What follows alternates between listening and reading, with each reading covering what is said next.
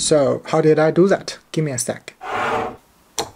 So if I was using Mini3, I would have to circle around the Ferris wheel, which might cause problem because the drone only have front and back sensor and it doesn't have side sensor. So this is kind of dangerous. The majority of crash is because you fly sideways and there's no sensor. But actually at that time I was using Air2. I was flying parallel with the Ferris wheel. So how did I do that? Well, it's about 3 years ago I found a video made by Carson.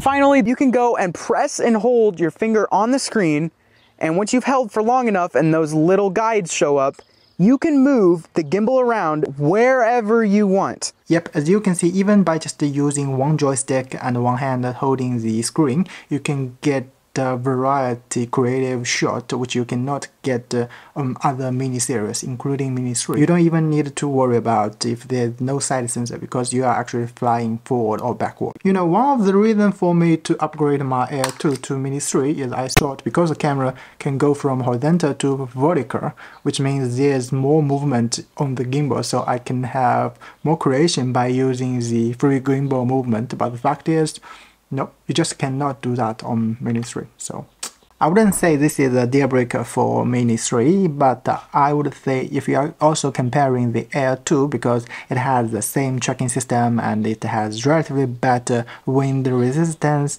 you might think about buy the Air2 instead of Mini3. And if you want to do more comparison, you don't have to do that because I have made a video here if you are interested. So that's it for today. See you in the next one. For Mini3, this is what you get. You don't have left and right.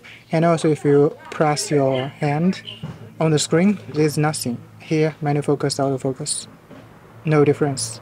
So, no free gimbal movement. And although let's say this is ferro wheel and we can fly this direction and then circle it around. So let's just simulate that. You need to use 2 hands to control the joystick.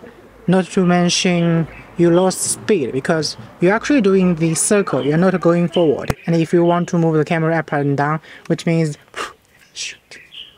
you need to use 2 joysticks and also 1 finger at this side to achieve that.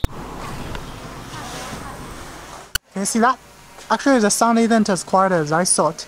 You know, I gotta to admit, even Mini3 doesn't have the auxiliary light. You can still find it if there is no block. You can nothing inside it.